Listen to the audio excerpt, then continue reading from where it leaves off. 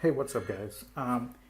Today I want to talk about a new deck for Wild. It's called Giant Hunter. As you can see in this replay, which is flying by really quickly, I'm using Naga Sea Witch like how we did in our other video, which you can see at the top. But instead of using it with Druid, I'm using it here with Hunter. Hunter has some things that are better than Druid in terms of using Naga Sea Witch and Giants, but it also has some things that are worse. For Druid, obviously, the great thing is access to Ramp and Ultimate Infestation. And instead, for Hunter, the great thing is access to a bunch of tutors like Tracking, Stitch Tracker, King's Elec, ways to find you those important creatures that you need. Yeah, and that's pretty much one of the biggest difference between the two different classes, while still building a similar archetype, right? And as you can see here in this game, and in many of the games that we're going to go over in this video, there's some good value here with Hunter. This game is pretty simple. This is versus a mill rogue, which I guess is pretty popular in Wild.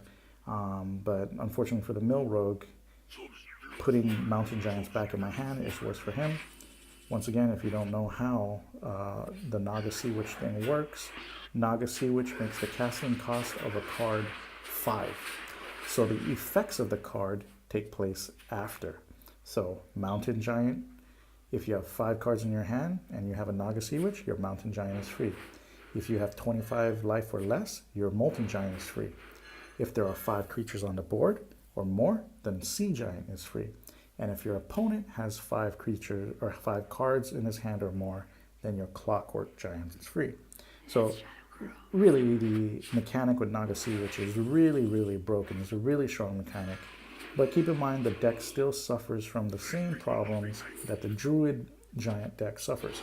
Aggro decks kind of run over you, but control decks are a pretty good deck to see, to match up against. And as you'll see in the rest of the video, there are different nuances to the deck, and it's very fun.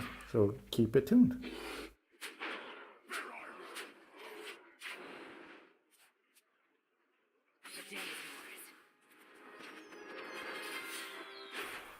So here we are in a game versus a Druid. I don't know what Druid deck this guy is playing at this point, but you can see from my mulligan, I mulligan for early game cards and threw the Giants back. Typically what you want to do is you want to keep Doomsayer against aggressive decks. You always want to keep King's Elec, and you always want to keep Naga Sea Witch. Those are the only cards that are guaranteed keeps in my mind. If you know for a fact that your opponent's not aggressive, you can keep slower things like Clockwork Giant or Mountain Giant, like against Priest. But most of the time, like here against Druid, I don't know if he's playing an aggressive list, so I have to mulligan aggressively and keep Doomsayer. Now, the good thing about King's Elec is not only do you get that pseudo card draw, but you also get information. Playing the King's Elec often will tell you what type of the deck your opponent's running. In this case, I have no idea what my opponent's running. Maybe he's just some basic player. So you're going to see us end this game pretty quickly. We're just playing on curve, dropping stuff. We want to get to a turn where we can drop Giants out there, right?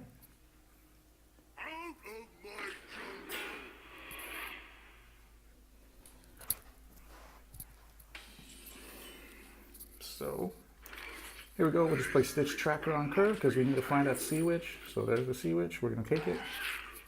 We'll deal some damage to this so that we can guarantee that we can kill this Stonehill Defender on turn 4.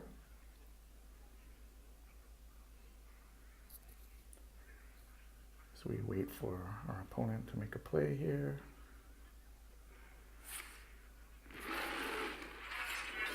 I don't even remember what he did. I think he went face.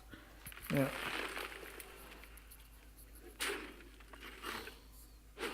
So here he goes face. We untap with some mana. Remember, this is turn 4. So now we set ourselves up in a really strong situation turn 5 where we can play Tempo Sea Witch. And actually more than that. Remember the Sea Witch, he makes the starting cost of your cards 5. So effects take place after that. So if I play a Sea Witch, my Mountain Giant, I only need to have 5 cards in hand for it to cost 0. right? So keep that in mind here. We play the Sea Witch. Our Mountain Giant comes in for free. And we just go ahead and clear out this Lich King, which our opponent innovated out. Now, there are other plays there, but I think that is the right play. You trade it out, and if he has removal for my board, it's no problem. The scourge will devour all. So there you go, buffing the board a little bit. We're gonna make some trades, but usually when you do get the opportunity to play Call of the Wild for 5 mana, we take it. So that's what we do there, and this game is done. There's really nothing he can do. This board is way too wide for him. So here he goes.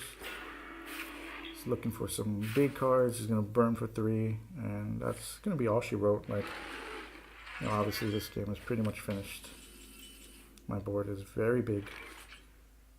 You can't, I don't know if you can see it at the bottom, but the craziest thing about Naga Sea Witch really is those discounts, right? If you have 5 cards in hand, Mountain Giants become free. If your opponents have 5 cards in their hand, Clockwork Giants become free. If there are 5 creatures on the board, Sea Giants become free. And if you have lost 5 life, so if you're at 25 or lower, then your Molten Giants become free. That is ridiculous. Those are ridiculous kinds of synergies with Naga Sea Witch, and you can see how there are going to be many situations where a Sea Witch comes out, and that these are all playable and real things that your opponent has to fear, right? So here our opponent goes, tries to buff something, but that's the game. That's all she wrote. So let's go look at one more video. I can see. So here we are versus a mage. I'm going to mulligan pretty aggressively out of fear of Quest Mage, so you always keep Sea Witch. This starting hand is not very good, but it's I have Sea Witch, so things are okay.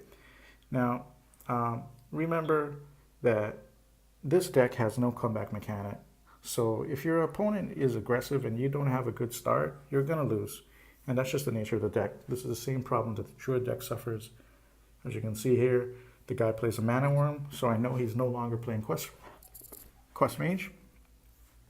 And I need to find a way to get rid of the Mana Worm as soon as possible. So I use tracking for Doomsayer. For the Doomsayer. And hopefully the Doomsayer sticks. But as you'll find out right here, it is not going to stick. But at the very least, it saved me 7 damage. But I'm still in a bad situation here. And Alec does find me the Naga Sea Witch. So things are about to change. As you can see right here, my opponent decides to ignore the Alec and put damage on my face, putting me at 18 in 1 turn. And that allows me to clear the Mana Worm and drop an 8/8. My opponent is not dead yet, but he no longer has the answer for the Naga Sea Witch. And I can play a couple of giants into a trade and ending the game. So here we are in the last game that you're going to see in the video versus a hunter, and this is going to be the mirror match. So in here we're going to talk a little bit about the nuance of how you play in a control matchup of this sort, right? So you see my hand, I kept the Doomsayer because I don't know what my opponent is playing. But since I have the coin and I have a bunch of 2-drops, I'm going to go ahead and just take control of the board now. I'll play the Alec. Nice. So I get a Lotheb, I see a Galaka Crawler. That still doesn't give me enough information. At this point, my opponent could be playing any number of hunter decks because Galaka Crawler is popular in all hunter decks, right? So here we go, he drops an Alec. So hey, looks familiar. And he has a Mountain Giant, so boom, right away I know he's on the Mountain Giant or on the Giant game plan. So I want to make sure that I stunt his Giant turns, his Naga Sea Witch turns, and I make the most of my turns, right? So here we go.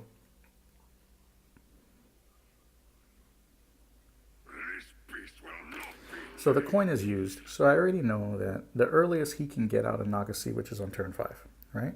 So this is my turn 3, right? So I'm just going to play a taunt that he cannot deal with on his board, and I know, because we're playing the similar decks, that he has no answers. He has no answers for a board, right? He just needs to buy time to get to his Naga turn, right? And I know he's going to have a Naga turn. So here he's making me draw, so now I know for a fact he's playing Kanini's list, or whatever that guy's name, Kapalumalonis, whatever, the guy from Vicious Syndicate. I know he's playing that list because I've seen that list and I've tried it. So here I'm going to play the Doomsayer. The reason why I play the Doomsayer is because there's no way for him to clear this and play a Sea Witch. It's impossible. And actually, there's no way for him to actually kill it, period. So this turn is dead. He gets to do nothing. And because he gets to do nothing, I instead get to have a crazy Naga Sea Witch turn. And that's what's going to happen right here. So